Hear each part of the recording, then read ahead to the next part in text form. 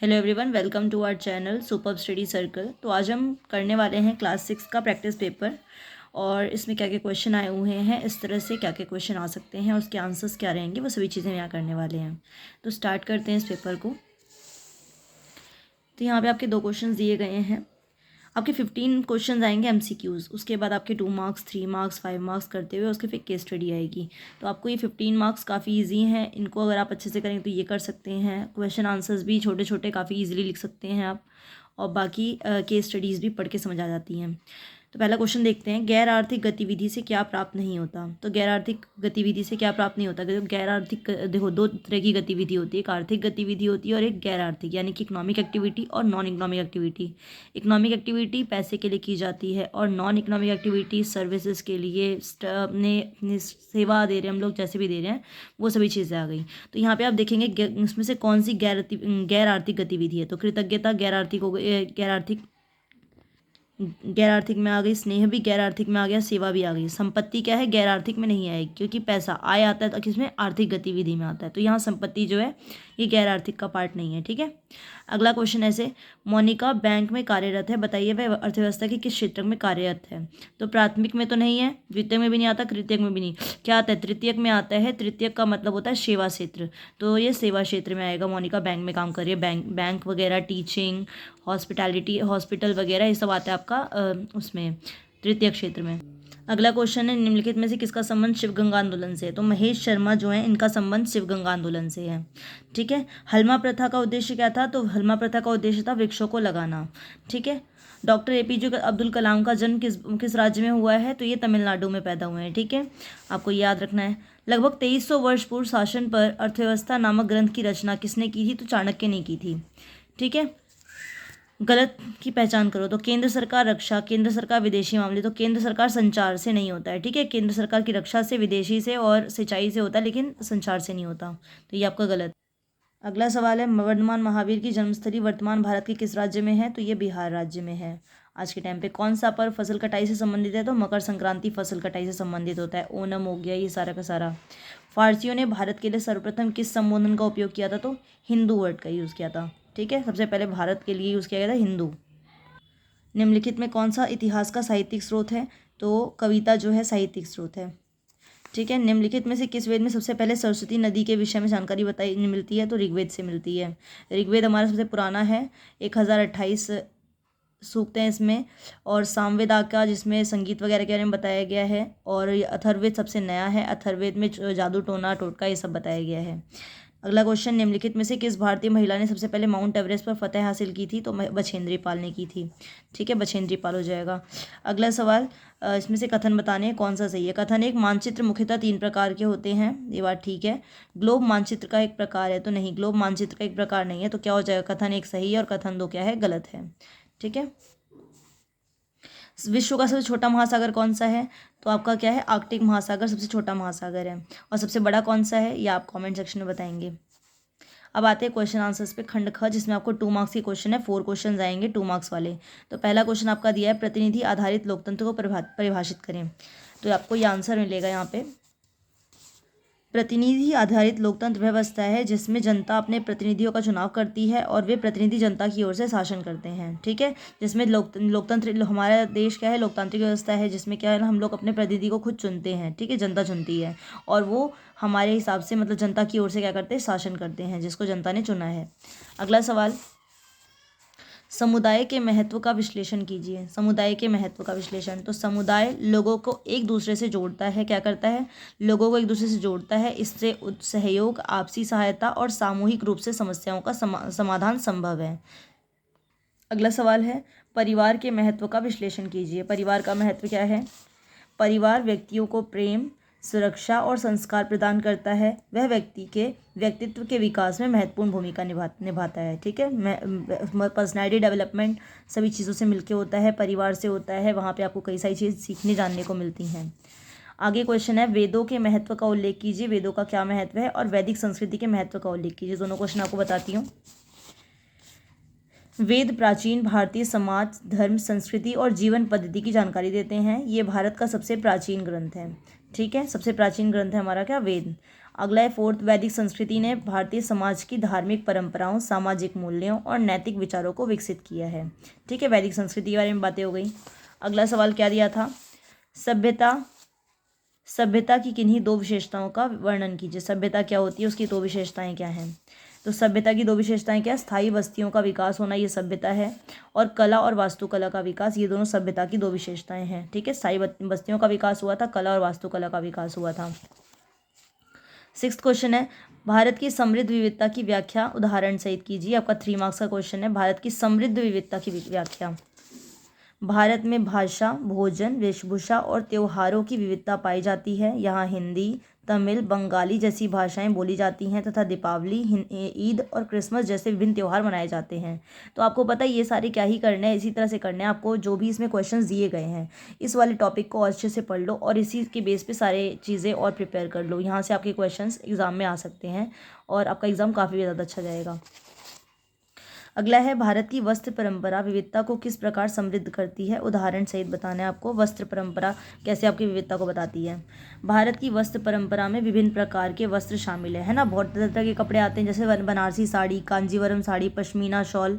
ये वस्त्र क्षेत्रीय पहचान को दर्शाते हैं कि किस जगह पे किस तरह के कपड़े पहने जाते हैं, वहाँ की संस्कृति कैसी है, वहाँ पे किस तरह से अलग हैं लोग, तो हम उनके वस्त्रों के थ्रू भी समझ सकते हैं और सांस्कृतिक विविधता को बढ़ाते हैं।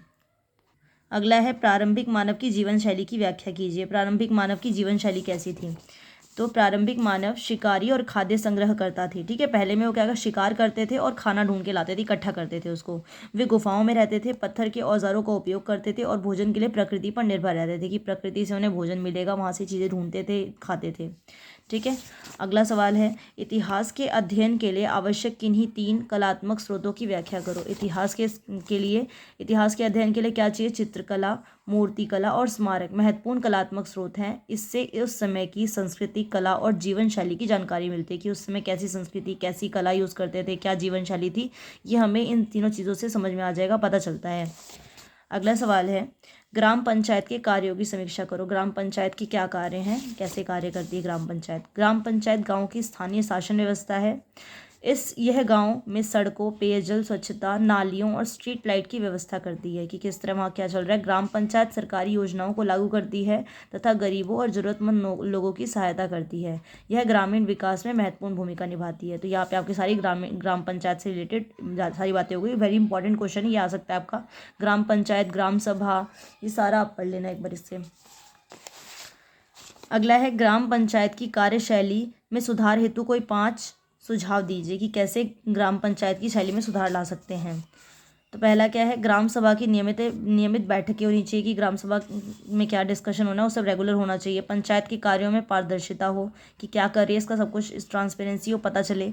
ग्रामीणों को अधिक भागीदारी सुनिश्चित की जाए, ग्रामीणों को भी मतलब बोलने का मौका मिले, पार्टिसिपेट करने का मौका मिले, जो भी चीज़ें हैं पता चले उन्हें सब कुछ क्या हो रहा है। धन का सही उपयोग किया जाए और पंचायत सदस्यों को प्रशिक्षण दिया जाए। जो पंचायत में से जो लोग हैं उन सबको क्या दिया जाए, ट्रेनिंग दी जाए, उनको सिखाया जाए, क्या चीज़ें सब कुछ बताई जाए। अगला है, आर्थिक क्षेत्रों में आर्थिक गतिविधियों का वर्गीकरण किस प्रकार किया जाता है, उदाहरण सहित बताना है इसको। तो ये अच्छा क्वेश्चन है, 5 नंबर का ये वाला भी और पहले वाला भी था। तो आर्थिक गतिविधियों को 3 क्षेत्रों में बांटा गया है, प्राथमिक क्षेत्र, द्वितीय क्षेत्र और तृतीय क्षेत्र। तो प्राथमिक क्षेत्र, इसको आप आंसर को और बड़ा भी कर सकते हो अपने अकॉर्डिंग लिख के। तो प्राथमिक क्षेत्र में क्या आता है, कृषि आता है, मत्स्य पालन आदि आते हैं। द्वितीय क्षेत्र में क्या होता है, उपयोग और निर्माण कार्य। पहले वाले अपने सामान को लाया, प्रोड्यूस किया और उसके बाद उसको क्या, उसमें कुछ चीज़ों का यूज़ करके उसको और इम्प्रूव किया और लास्ट में क्या, उसको ट्रांसपोर्ट कर रहे हो, उसको अलग जगह उसे पहुँचा रहे हो, जहाँ जहाँ ज़रूरत है उसकी वहाँ पे यूज़ हो रहा है। तो ये क्या हो गया आपका तृतीय क्षेत्र में बैंकिंग, परिवहन, शिक्षा जैसी सेवाएं आती हैं। तो ये आपका 3 तरीके से इसको डिवाइड कर दिया गया। तो अगला सवाल आता है, केस आधारित प्रश्न है, खंड अ। ठीक है, 16 नंबर का है आपका। इसमें आपके क्वेश्चन पूछे जाएंगे, 2 पैराग्राफ दिए गए हैं, 8-8 नंबर के। ठीक है, तो मतलब 4-4 के दे रखे हैं। ठीक है, 4-4 और मतलब 4 पैराग्राफ दे रखे हैं इसके। तो काफ़ी अच्छा है, सही है, यहाँ से आपको काफ़ी मार्क्स मिल सकते हैं, स्कोरिंग है ये पार्ट आपका। तो यहाँ आपको पैराग्राफ पढ़ना है, उसके बेस पे आपको क्वेश्चन ढूंढने हैं, आंसर्स ढूंढने हैं। तो पर्वतीय भूभाग की किसी एक विशेषता का उल्लेख कीजिए। तो आपको पर्वतीय भूभाग सामान्य रूप से खड़े ढलानों के साथ उबड़ खाबड़ या ऊंचे नीचे होते हैं। यहाँ से आपको एक विशेषता मिल गई। लिखने का तरीका थोड़ा आप चेंज कर सकते हैं। पर्वतीय भूभाग की एक विशेषता है कि यहाँ पे आपके खड़े ढलानों के साथ उबड़ खाबड़ ऊंचे नीचे रास्ते हैं, यहाँ पे बताई गई है विशेषताएं। ठीक है, पर्वतीय लोगों की आय का महत्वपूर्ण साधन क्या है, तो पर्यटन जो है मेन साधन है इनका। ठीक है, पर्वतीय लोगों की आय का महत्वपूर्ण साधन पर्यटन है, इस तरह से आप लिख सकते हैं। ठीक है, अगला है पर्वतीय पर्यावरण को संतुलन बनाए रखने के लिए क्या आवश्यक उपायों का वर्णन कीजिए। तो क्या उपाय हो सकते हैं, पर्यटकों की संख्या नियंत्रित करना, वनों की रक्षा करना, पर्यावरण बचाना, उनको देखना कि मतलब वो कुछ वहाँ खराब ना करे चीज़ों को, ये सब चीज़ों का ध्यान रखना, ये सारा हो जाएगा आपका। तो ये 2 मार्क्स यहाँ पे आपको मिल जाएंगे अपने पूरे नंबर। अगला पैराग्राफ दूसरा दिया हुआ है, यहाँ वेदों से रिलेटेड पैराग्राफ है। वेदों की रचना कहाँ की गई है, तो ये कहाँ की गई है, सप्त सिंधु क्षेत्र में की गई है। सबसे प्राचीनतम वेद कौन सा है, तो ऋग्वेद सबसे प्राचीनतम वेद है। देखो, प्राचीनतम ग्रंथ ऋग्वेद की रचना कब हुई। ठीक है, वेदों के नाम लिखिए और उन्हें बताइए कि इन्हें प्राचीन काल में किस माध्यम से संप्रेषित किया गया। तो वेदों के नाम हो जाएंगे आपके ये ऋग्वेद, यजुर्वेद, सामवेद और अथर्ववेद। और इसको क्या प्रशिक्षण के माध्यम से स्मृतिबद्ध किए गए, मौखिक रूप से बिना किसी विशेष परिवर्तन के आज संप्रेषित किए गए हैं। तो ये सारा का सारा हो जाएगा आपका थर्ड क्वेश्चन के आंसर के लिए। ठीक है, इस तरह से रहेगा ये अगला पैराग्राफ है आपका। इसको पढ़ के पंचायत शासन व्यवस्था बतानी है। जिला स्तर, खंड स्तर, ग्राम स्तर, जिला पंचायत, खंड पंचायत, पंचायत समिति, ये सब दिया है, ग्राम परिषद। तो इसके वजह से क्वेश्चन पूछा गया, उपरोक्त अनुच्छेद शासन की किस व्यवस्था को दर्शाता है, तो ग्राम स्तर की शासन व्यवस्था को दर्शाता है कि ग्राम स्तर पर शासन कैसे होता है गाँव के लेवल पर। ग्राम पंचायत के अध्यक्ष को क्या कहा जाता है, तो उसे सरपंच कहा जाता है। ठीक है, आपको पता होगा ये बात। ग्राम स्तर पर इस व्यवस्था के किन्हीं 2 कार्यों का उल्लेख कीजिए। तो क्या व्यवस्था रखना है, सड़कों का ध्यान रखना, पानी, स्वच्छता, सरकारी योजनाएं क्या क्या आ रही हैं इसके बारे में लोगों को बताना, वहाँ के लोगों को, गाँव के सभी लोगों तक पहुँचाना, ये सारे काम जो है ग्राम स्तर पर जो ये व्यवस्था में ये सब काम होने चाहिए। ठीक है, अगला पैराग्राफ आपका ये अनुच्छेद को पढ़ के इसमें भी आंसर करना है। तो यहाँ पे दिया गया, इसमें बोला आर्थिक गतिविधि कैसे कैसे हैं, आय प्राप्त करने के लिए की जाने वाली गतिविधि को आर्थिक गतिविधि कहते हैं, जहाँ पे हमें पैसे मिल रहे हो, आय मिल रही हो। ठीक है, द्वितीय क्षेत्र की गतिविधि का उदाहरण क्या है, कारखाने में वस्तुओं का निर्माण करना। कारखाने में वस्तुओं का निर्माण करना क्या है, द्वितीय क्षेत्र की गतिविधि है। द्वितीय क्षेत्र की गतिविधि को विनिर्माण उद्योग क्यों कहते हैं, विनिर्माण उद्योग क्यों कहा जाता है इसको, तो यहाँ पे आप ये देखो, ये सब इसका हो जाएगा। तो रूपांतरित करने के लिए करके उन्हें वस्तुओं का उत्पादन कर तृतीय क्षेत्र के अधिगतियों कहते हैं। ठीक है, सारा का सारा आप करके इसमें आंसर लिख सकते हो, काफ़ी सारी चीज़ें हो जाएंगी।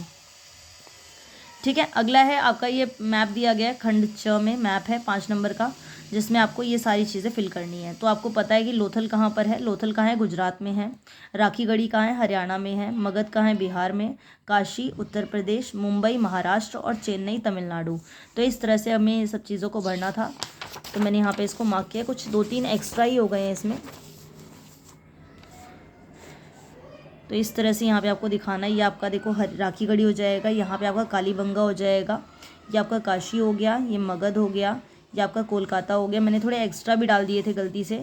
और ये आपका चेन्नई हो गया, यहाँ बेंगलुरु हो जाएगा, यहाँ मुंबई हो गया, ये लोथल है आपका गुजरात वाले एरिया में, यहाँ नागेश्वर, धौलावीरा। तो ये सारी चीज़ें आपकी मैप में रहेंगी। तो ये आपको इस तरह से मैप को अच्छे से प्रिपेयर करना है। बाकी और भी 2-3 मैप ले आऊँगी जिसमें आपको सारा का सारा 6th क्लास का जो भी मैप में आने वाला है वो सारा का सारा कवर हो जाएगा। तो अभी के लिए इतना ही, तो मिलते हैं नेक्स्ट वीडियो में। जब तक मेरे चैनल को लाइक, शेयर एंड सब्सक्राइब करें। Thank you.